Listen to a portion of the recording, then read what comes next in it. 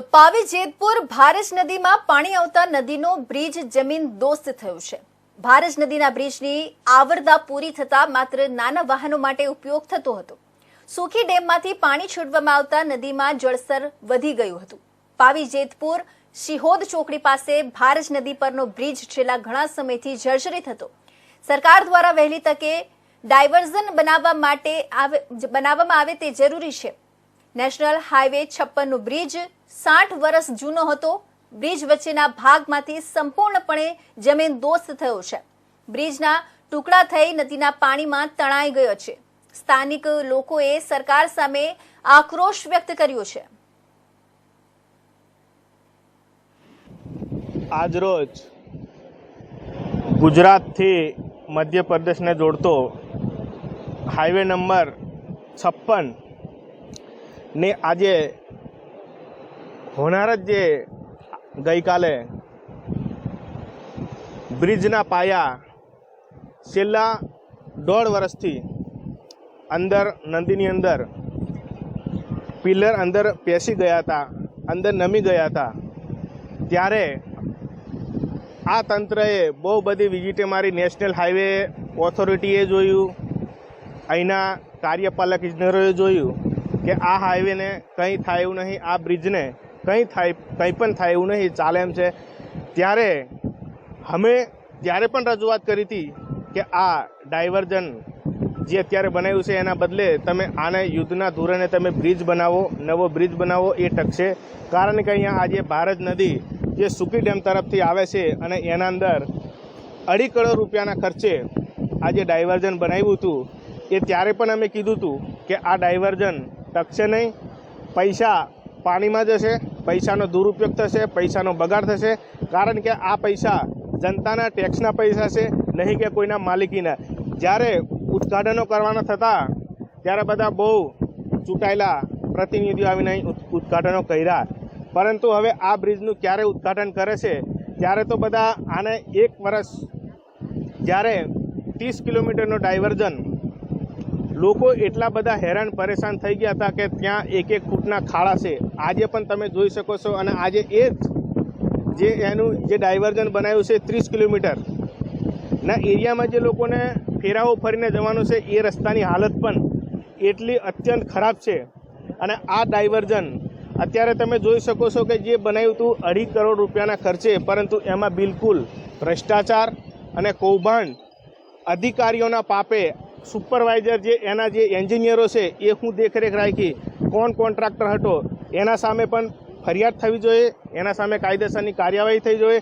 કારણ કે 2.5 કરોડ રૂપિયાનો જો ખર્ચ કર્યો હોય તો એને મિનિમમ 10 મહિના તો ટકવું જોઈએ, પરંતુ આ 5 મહિનાની અંદર આ ડાયવર્ઝન પણ ધોવાઈ ગયું। ત્યારે હવે અમારી આ માગણી છે કે ડાયવર્ઝનની અંદર 1 પણ રૂપિયાનો ખર્ચો કર્યા વગર નવો બ્રિજ બનાવે, અને એ પણ યુદ્ધના ધોરણે તાત્કાલિક। જ્યારે ગીતાબેન માનનીય સાંસદ હતા ત્યારે પણ ગડકરી સાહેબને મળ્યા હતા અને આ બ્રિજ માટે રજૂઆત કરી છે, તો ત્યારે એ તેનું શું થયું એ પણ અમારે જાણવું છે।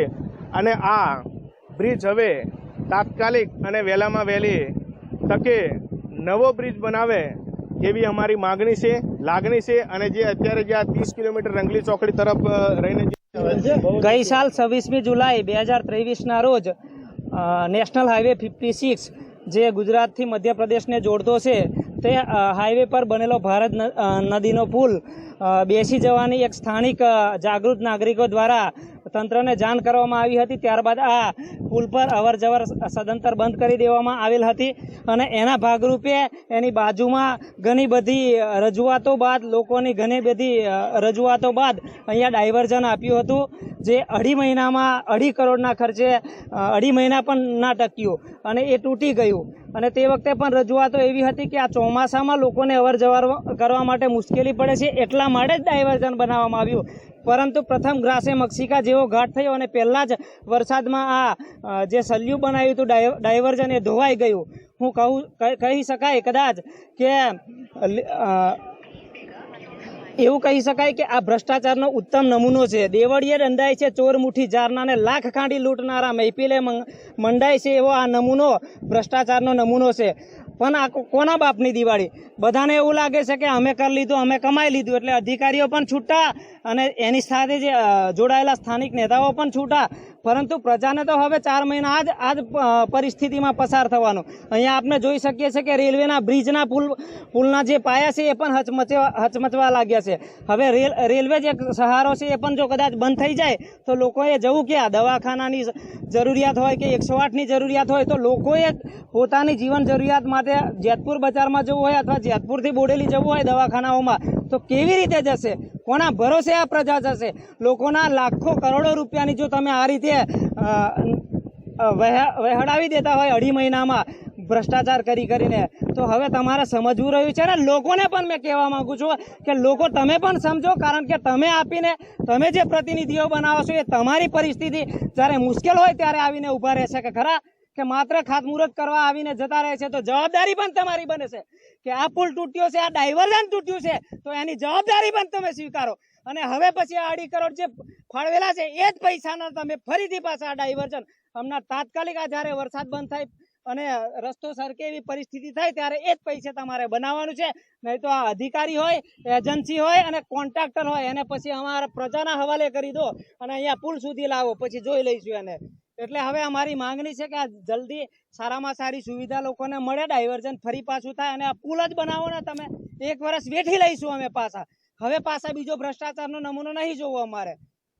આજ મારી લાગણી અને માગણી છે સમગ્ર વિસ્તારના પ્રજાજનો અને આજ બધી મારી આ લાગણી અને માગણી કાઢવા જેતપુર પાવી.